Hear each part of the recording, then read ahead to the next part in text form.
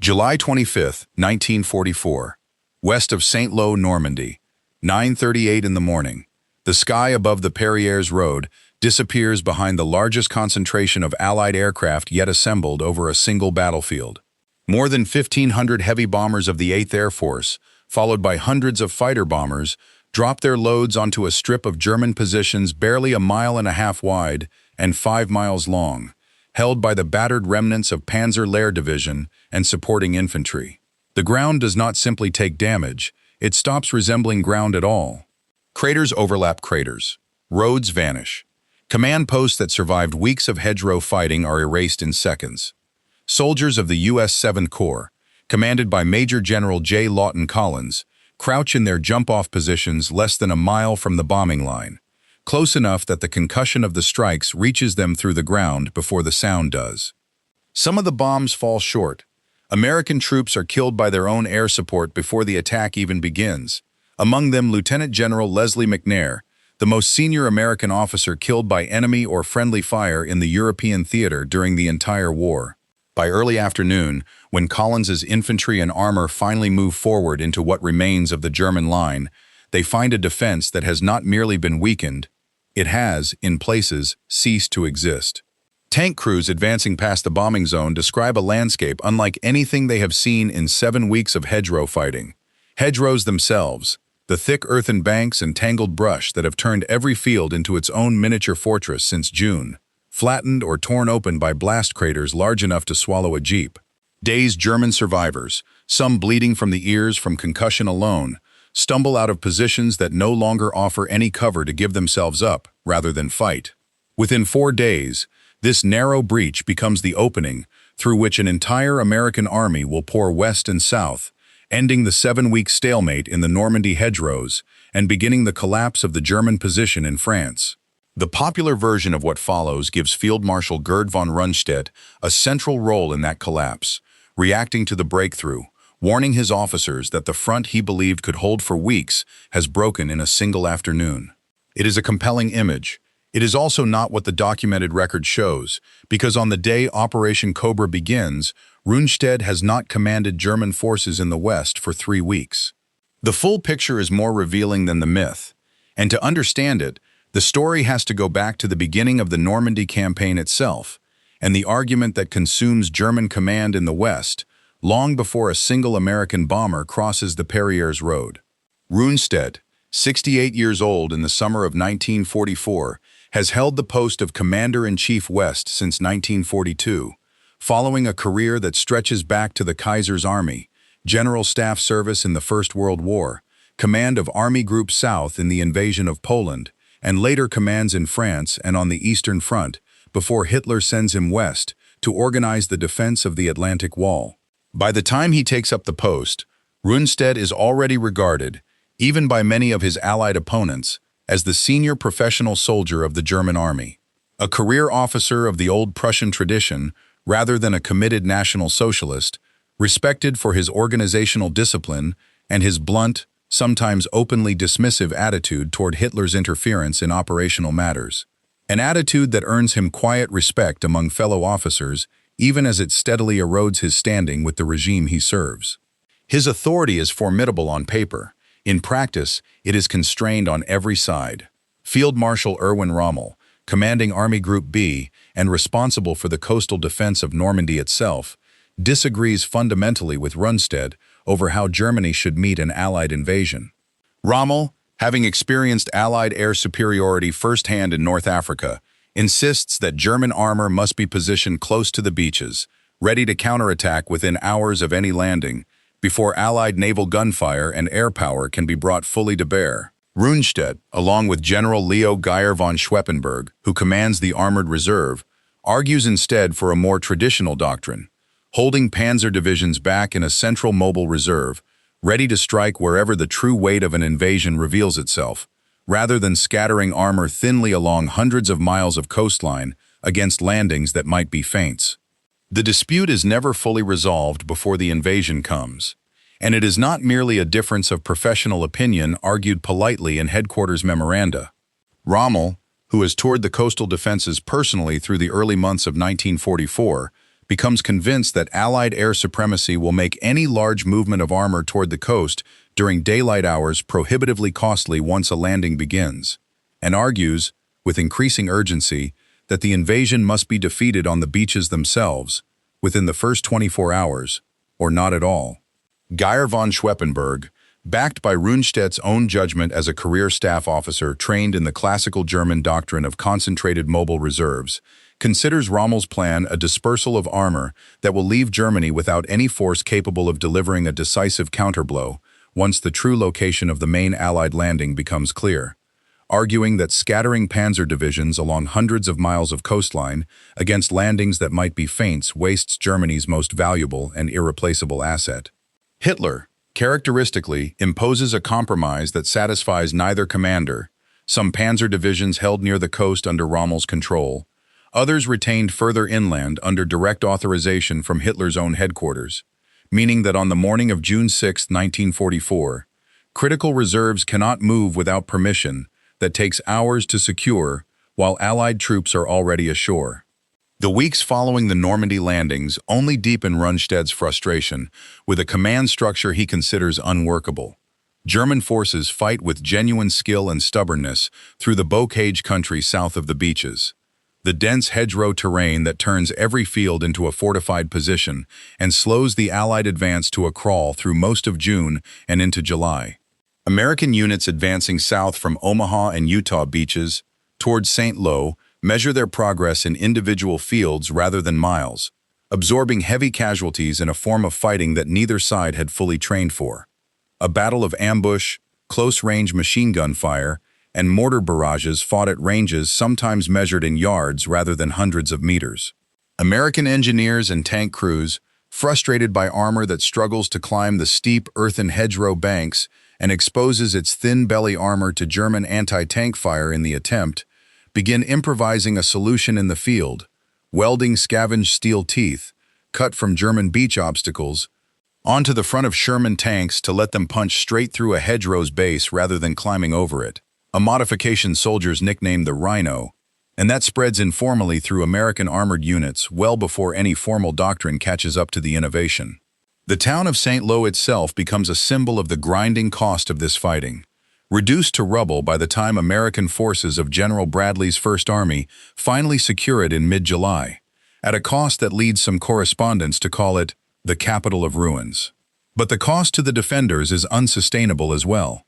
German units cannot be relieved, rotated, or properly resupplied under constant Allied air attack that makes daylight movement of almost any size formation extremely dangerous. Replacement troops arrive in trickles, rather than the numbers needed to rebuild divisions being ground down day by day. By late June, with the fortress port of Cherbourg under siege and clearly doomed to fall, Rundstedt and his chief of staff place a call to Field Marshal Wilhelm Keitel at Hitler's headquarters, seeking authorization for a more flexible defense that would allow German forces to withdraw from untenable positions rather than being ordered to hold every line to the last man. Rundstedt's chief of staff at the time, General Günther Blumentritt, is present for much of the exchange and later provides one of the more detailed accounts of Rundstedt's mounting exasperation with a high command that continues demanding rigid, no-retreat defense of positions Rundstedt considers already lost. Keitel, according to the most widely cited account of the exchange, asks Rundstedt what should be done. Rundstedt's reply, that Germany should make peace because there is nothing else to be done, becomes, within days, the reason Hitler removes him from command. On July 2, 1944, Rundstedt is relieved as Commander-in-Chief West. Field Marshal Günther von Kluge, transferred from the Eastern Front, arrives to take his place on July 3. Rundstedt leaves for Germany believing, much as Rommel would a year earlier in a different theater, that his own warnings about the true state of the front have gone unheeded by a high command more interested in loyalty than realism. This is the detail that separates the popular version of this story from what the record actually supports. Rundstedt does not command German forces in Normandy on July 25, 1944, when Operation Cobra begins. He is not the officer receiving reports of the breakthrough, issuing orders in response to it, or standing in a headquarters map room as the front he once commanded comes apart. That role belongs to Günther von Kluge, who inherits both Rundstedt's old headquarters and the same impossible command structure Rundstedt had just been removed for criticizing too openly.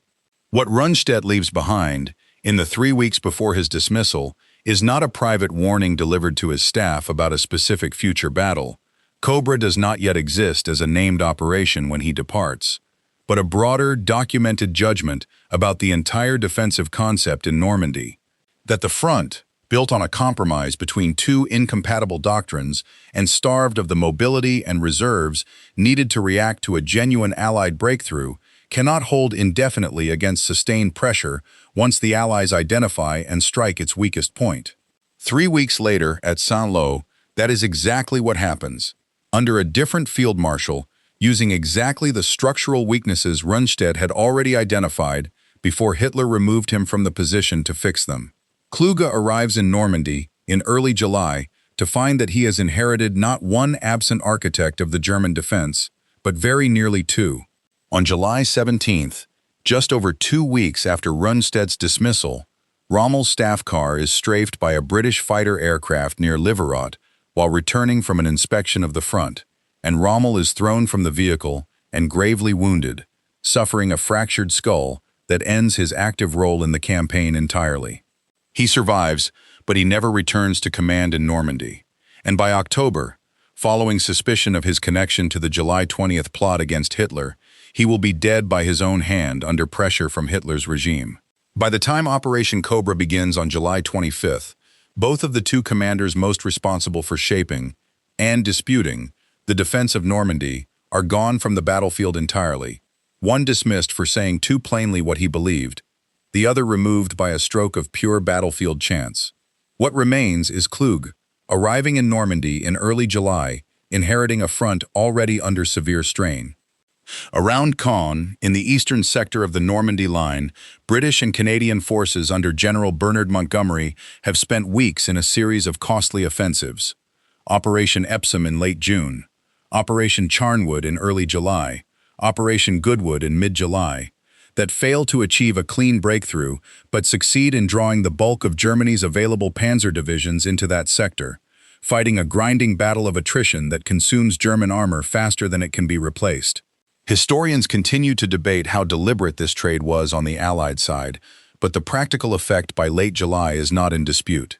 The German line west of Saint-Lô, in the American sector under General Omar Bradley's First Army, is held by infantry-heavy formations with comparatively thin armored support, precisely because the panzer divisions that might have reinforced it are locked in continuous combat around Caen. Operation Goodwood, in particular, launched by Montgomery on July 18th with over 1,000 British tanks committed south and east of Caen, achieves only a few miles of ground at heavy cost in armor, but it succeeds in pinning down the majority of Germany's panzer strength in Normandy at the exact moment Bradley's staff is finalizing the plan for a very different kind of attack further west.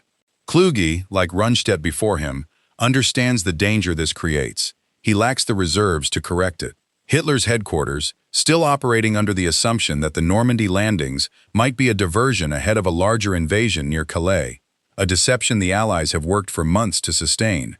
Built around a fictitious army group under General George Patton's nominal command, complete with fabricated radio traffic and dummy equipment positioned across southeast England to convince German intelligence that the true invasion is still to come, continues withholding additional forces from the 15th Army further north, even as the pressure in Normandy grows critical.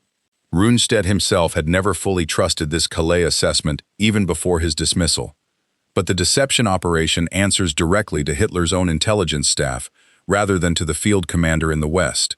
Another example of the fractured authority that leaves Rundstedt, and later Kluge, unable to redirect forces that both men believe are being held in the wrong place at the worst possible time. Bradley's plan for Operation Cobra takes shape through July as a direct response to the stalemate in the hedgerows.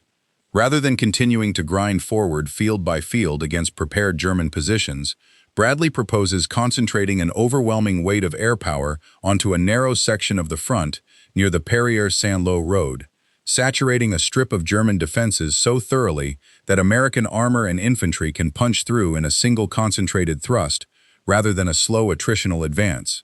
The decision to use heavy bombers so close to friendly lines is itself controversial within Allied planning circles, with air commanders wary of the risk of short bombs falling on their own troops, a risk that materializes in exactly the way they feared. The plan requires American infantry to withdraw a short distance from the front line to create a safety buffer before the bombing begins, then advance immediately behind the bombardment before German defenders can recover. An initial attempt on July 24th is called off partway through due to poor visibility, but not before some bombers have already released their loads, causing American casualties and revealing part of the plan to German observers, who reinforce their expectation that a major attack is coming without knowing precisely where or when. When the attack proceeds in full the following morning, July 25th, the same short bombing problem recurs on a larger scale, and among the Americans killed by their own bombers is Lieutenant General Leslie McNair, commander of Army Ground Forces, who had traveled to Normandy specifically to observe the attack, and becomes, in a bitter irony, the most senior American officer killed by any cause in the European theater during the entire war. His death kept out of press reports for weeks afterward to avoid revealing details of the operation to German intelligence. The bombing begins shortly before 10 and continues in waves through the late morning. The results, from the German side of the line, are catastrophic in a way that even experienced veterans of the Eastern Front struggle to describe afterward. Panzer Lehr Division, one of the more capable and well-equipped formations still available to Kluge, absorbs the worst of the bombardment directly. Survivors describe communication lines severed beyond repair, vehicles overturned or buried by the blast concussion, even when not directly hit, and entire company-sized positions rendered combat ineffective without a single American soldier yet in contact with them. General Fritz Bayerlein, commanding Panzer Lehr, later describes personally walking through his own division's positions after the bombardment lifts and finding the ground so thoroughly cratered that vehicle movement along what had been the main road through his sector becomes almost impossible even for tracked vehicles, forcing surviving units to route around terrain that no longer resembles a passable battlefield at all. He estimates that the division loses a significant portion of its combat strength to the bombardment alone, before the ground assault even begins.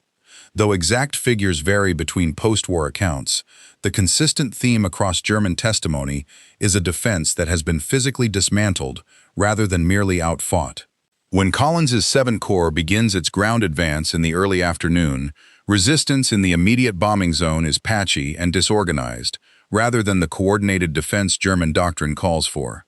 American armored columns, initially cautious given the weeks of hedgerow fighting behind them, discover by the second day that the terrain ahead no longer offers the same density of prepared positions, and the advance begins to accelerate in a way nothing in the Normandy campaign has yet demonstrated. The following days turn a breach into a breakout. By July 27th, American armored divisions are moving through gaps in the German line faster than Kluge's remaining forces can react to close them. Major General Troy Middleton's V Corps pushes toward Coutances, threatening to cut off German units still fighting to the north and west, while the 2nd Armored Division, already known within the Army by its nickname Hell on Wheels, and the 4th Armored Division exploit the widening gap with a speed that catches even their own corps commanders by surprise. Columns of Sherman tanks moving down open roads that only days earlier had been contested field by field. Kluge, attempting to manage a rapidly deteriorating situation with reserves that no longer exist in sufficient number, orders counterattacks that arrive too late or with too little strength to restore the line. On July 30th, American forces capture Avranches, the critical junction that opens the roads into Brittany to the west, and, more consequentially, the roads south and east into the heart of France. On August 1st, General George Patton's Third Army becomes operational, and armored columns begin pouring through the Avranches Gap in a pace of advance that stuns German commanders, still trying to understand how a front they believed could absorb pressure for weeks has instead collapsed in a matter of days. Kluge reports to Hitler's headquarters with growing alarm through the final days of July and into August, describing a situation that no longer resembles a contained breakthrough, but an open, unraveling front with no coherent line left to defend it. His reports echo, almost word for word in their underlying assessment, the warnings Rundstedt had delivered before his dismissal only weeks earlier. that a defense built without adequate reserves and mobility cannot survive contact with a concentrated Allied effort, however well individual German units fight at the tactical level. Allied intelligence officers processing the growing flood of German prisoners taken during the breakout weeks notice a marked shift in tone compared to interrogations conducted earlier in the Normandy campaign, where prisoners captured in June and early July had generally expressed confidence that the front, however hard-pressed, would hold with reinforcement. POWs taken in the last days of July and into August increasingly describe a sense among their units that no coherent plan exists above the level of the individual company or battalion. Commanders receiving orders to hold positions that have already been outflanked, or to counterattack with forces that no longer exist in the strength headquarters believes them to have. It is the kind of detail that rarely makes it into official after-action summaries at the time, but which post-war historians studying captured German army records find consistent with what Kluge's own communications to Hitler's headquarters were already describing. A command structure receiving accurate reports of collapse and responding, again and again, with instructions better suited to a front that no longer exists. Hitler's response to the widening crisis is not to authorize the flexible withdrawal both Rundstedt and now Kluge believe necessary, but to order a counterattack. Operation Ludwig, a strike west toward Mortain, intended to cut through the narrow American corridor at Avranches and sever Patton's advancing forces from their supply lines behind them. The attack, launched on August 7th with what remains of Kluge's available panzer strength, catches the American 30th Infantry Division defending Mortain by surprise in its opening hours, and fighting around Hill 314 outside the town becomes a desperate several-day stand by isolated American units cut off from resupply, surrounded on high ground that overlooks the entire Mortain Valley and the roads German armor needs to use for any advance west. Forward observers on the hill, though surrounded and running low on ammunition and water, continue directing American artillery fire onto German positions below them throughout the siege, a contribution that several post-war assessments credit as decisive in blunting the German attack's momentum even before Allied air power fully arrives to finish the job. Air resupply drops to the surrounded troops are only partially successful, with a portion of the supplies landing outside American lines, and by the time relief finally reaches the position several days later, the defenders have absorbed casualties that make Hill 314 one of the more costly single actions fought by an isolated American unit anywhere in the Normandy campaign, holding their positions under direct artillery observation until relief arrives. But the German attack fails within days against determined American defense and overwhelming Allied air power, rocket-firing Typhoon fighters and American fighter bombers hunting German armor in daylight with little effective resistance from a Luftwaffe that can no longer contest the skies over Normandy, and succeeds mainly in consuming the last significant German armored reserve in Normandy, at the exact moment it might have been used instead to extract German forces from the encirclement now forming around them.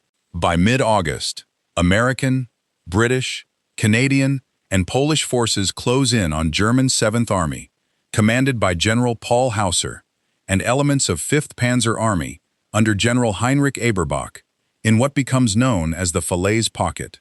Hauser himself is severely wounded attempting to break out of the closing encirclement in the final days of the pocket's existence, leading elements of his own trapped forces on foot through Allied fire, rather than remaining with a headquarters he can no longer effectively command.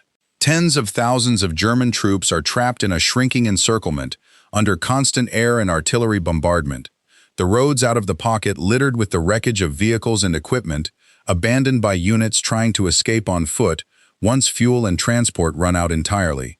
A scene Allied soldiers entering the pocket afterward describe as one of the most complete scenes of military destruction any of them witness in the entire war, close enough in places that the smell of it reaches advancing troops before the sight does. Kluge, under suspicion following the July 20th assassination attempt against Hitler and increasingly isolated from headquarters, is relieved of command on August 15th and takes his own life days later while traveling back to Germany, leaving a letter urging Hitler to end the war. Rundstedt, remarkably, returns to the post of Commander-in-Chief West in early September. Reinstated by a Hitler, now desperate for the organizational experience Rundstedt brought to the position. Called back to manage the consequences of a collapse he had predicted before he was removed, for saying so too plainly the first time. It is in this second tenure as Commander-in-Chief West that Rundstedt will oversee the planning phase of what becomes the Battle of the Bulge that December, once again serving as the nominal senior commander for an offensive whose true architecture belongs largely to Hitler's own headquarters rather than to Rundstedt's own judgment, a pattern that, by the winter of 1944, has come to define his entire final year in command of the Western Front.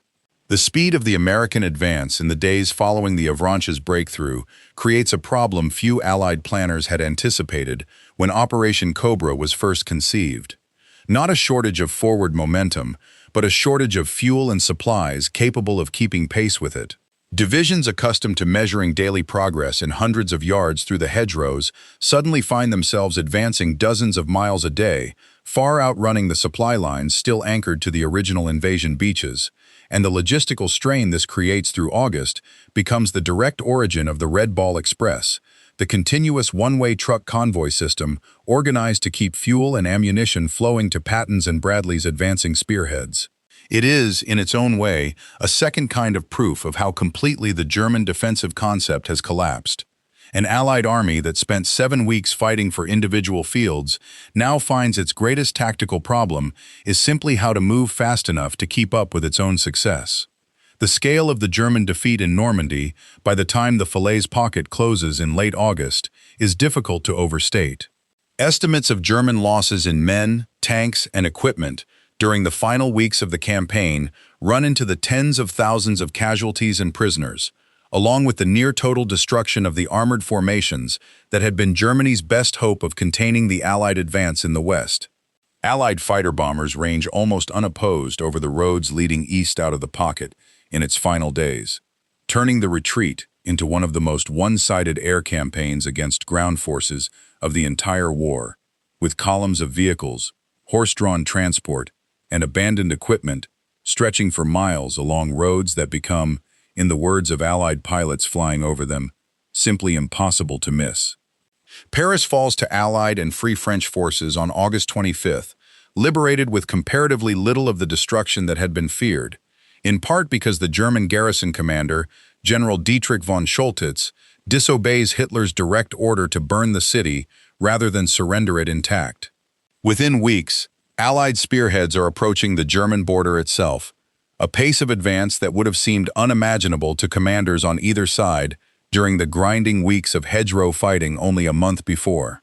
What began as a narrow, mile-and-a-half-wide bombing corridor west of Saint-Lô becomes, within 5 weeks, the collapse of Germany's entire position in France. What makes Rundstedt's role in this story worth examining closely is not that he personally commands or reacts to Operation Cobra, he does not, but that the operation validates, with brutal speed, the warning he had already delivered and been dismissed for making. His argument was never that the German army in Normandy fought poorly at the tactical level. Individual units, including Panzer Lehr in its final days of coherent existence, fought with the same skill and stubbornness German formations had shown throughout the war. His argument was structural, that a defense divided between incompatible doctrines, starved of mobile reserves by a headquarters more concerned with a deception operation aimed at Calais than the battle actually unfolding in Normandy, could not indefinitely withstand a concentrated Allied effort aimed at its weakest point. Operation Cobra found that weak point in 5 weeks. Klug inherited the consequences of a command structure Rundstedt had already diagnosed as unsustainable, and paid for it with his own life. Rundstedt himself would return to command the same broken front only weeks later, tasked with managing a retreat he had tried, and failed, to authorize months before it became unavoidable. There is a particular kind of military tragedy embedded in this sequence of events, one that has little to do with any single battlefield decision and everything to do with how professional judgment moves, or fails to move, through a rigid command hierarchy. Rundstedt is not a reluctant or hesitant commander by nature. His career before 1944 is built on decisive, often aggressive action. What he encounters in Normandy is a structure in which his own assessment of the battlefield, formed from decades of professional experience, carries less weight than a deception plan managed from a headquarters hundreds of miles away, and less weight still than a political preference for rigid, no-retreat orders that punish honest reporting of bad news. The same structural flaw that dooms the German position at Saint-Lô in July will recur again in December, when Rundstedt, back in command, watches Hitler's Ardennes offensive consume German reserves in the west on a gamble he privately doubts from the outset, a pattern of warnings delivered, overruled, and later vindicated that becomes, by the final year of the war, the defining feature of Rundstedt's entire command experience. Back near the Falaise road, in the hours after the ground assault begins on July 25th, the American soldiers of 7th Corps advancing through what remains of Panzer Lehr's positions have no way of knowing that they are not merely breaking a single defensive line, but exposing a fault line in German command that has existed since before the invasion itself. A disagreement over doctrine, a compromise that satisfied no one, and a warning delivered and dismissed weeks before the bombers ever crossed the coast. They know only that the resistance ahead of them is lighter than anything they have faced since D-Day, that the ground under their boots no longer looks like ground at all, and that for the first time since landing in Normandy 7 weeks earlier, the advance in front of them does not seem to be slowing down. Within a week, they will be moving faster than any American army has moved in the European war so far, racing toward Avranches and the open country beyond it that no one, on either side of the line, had believed possible only days before. The field marshal who warned this exact kind of collapse was possible is, at that moment, hundreds of miles away in Germany, removed from a command he had already concluded could not hold, proven right by a battle he never lived to command, fought by a successor who inherited his warning without ever receiving the authority to act on it in time, and who would pay, within weeks, the price for a collapse that had been foretold before the first bomb ever fell.